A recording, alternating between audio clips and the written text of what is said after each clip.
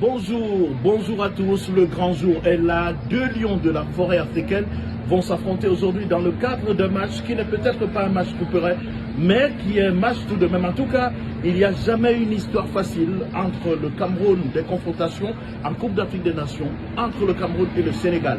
La seule rencontre facile qui a été facile, sans histoire et avec une domination nette, c'est celle de la Coupe des Nations de 1990, où le Sénégal avait facilement battu le Cameroun par 2-0 avec un incroyable but de Moussa Ndao. Mais passé cette étape, il n'y a jamais eu une autre rencontre aussi facile.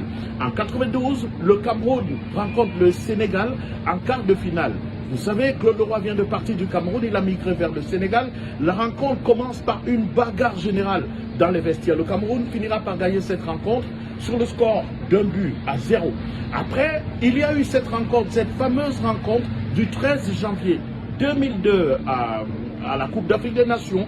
Le Cameroun ne peut pas l'oublier. Et deux sélectionneurs sont sur le banc, Aliou Cissé et Eric Robertson. Ils étaient des acteurs majeurs de cette rencontre, de la finale de la Coupe d'Afrique des Nations. Eh bien, le Cameroun avait eu raison du Sénégal après un match bien dominé par le Sénégal, un match où on a vu des talents s'exprimer, Patrick Boma, El Hadji Diouf, mais c'est le Cameroun qui était toujours vainqueur. Alors, est-ce que ce match sera dans un coin de la tête de Rigobertson ou de Aliou Cissé? On saura ça tout à l'heure.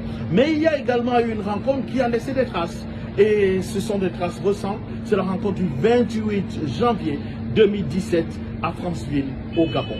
Eh bien, le Cameroun avait battu en quart de finale le Sénégal avec sa horde de stars et un groupe de jeunes anonymes menés par des Hondois, par des joueurs comme Toko Ekambi qui venaient à peine d'éclater. Eh bien, ils ont eu raison du Sénégal. C'était en quart de finale. Alors, est-ce que Toko Ekambi, Clinton Dié, Fabrice Hondoa, qui peut-être ne seront pas titulaires ou alors ne joueront pas, ou alors ne seront pas sur le terrain, auront quand même la présence d'esprit de susurrer à l'oreille de leurs coéquipiers l'état d'esprit, le spirit qui a marqué cette rencontre. En tout cas, le Cameroun avait battu le Sénégal, le grand Sénégal de Sadio Mané. C'était héroïque, c'était historique. Alors c'est une autre rencontre qui nous tend les bras, une autre confrontation qui nous offre les craintes, qui de toute façon ne sera pas facile. Mais il y a quand même deux ou trois conseils, parce que je vais faire ma réunion technique ici pour l'équipe du Cameroun, bien évidemment, même si j'ai beaucoup d'amis sénégalais. Alors je vais dire aux Camerounais, la première chose qu'il faut faire pour la rencontre d'aujourd'hui face au Sénégal, c'est l'humilité. Le Cameroun a une histoire incroyable au football, plus grande, plus majestueuse que celle du Sénégal. Mais la réalité aujourd'hui est que le Sénégal est l'équipe la plus forte. Alors, la pression est du côté du Sénégal. C'est le Sénégal qui doit faire le jeu, c'est le Sénégal qui doit démontrer les choses. C'est pour cela que l'équipe du Cameroun doit aller avec humilité, parce que le Sénégal batte le Cameroun aujourd'hui, le monde entier ne sera pas surpris. Parce qu'on dira, c'est la grande équipe du Sénégal avec ses grands joueurs. Mais que le Cameroun arrive à renverser le Sénégal, la pression est du côté sénégalais. Après, il y a autre chose de très capital, de très important dans ce match. Le Cameroun doit être solidaire. Le Cameroun ne pourra battre le Sénégal aujourd'hui que si ce Cameroun-là est un Cameroun solidaire, si ce Cameroun-là est un Cameroun qui évacue la pression. Et l'autre chose, très importante, André Onana, si jamais tu as lié aujourd'hui, tu n'as de compte à rendre à personne, tu n'as rien à prouver à personne. Joue sans pression. Joue sans pression. Et maintenant, je vais m'adresser quand même aux supporters de l'équipe du Cameroun. Alors, arrêtez ces comparaisons inutiles.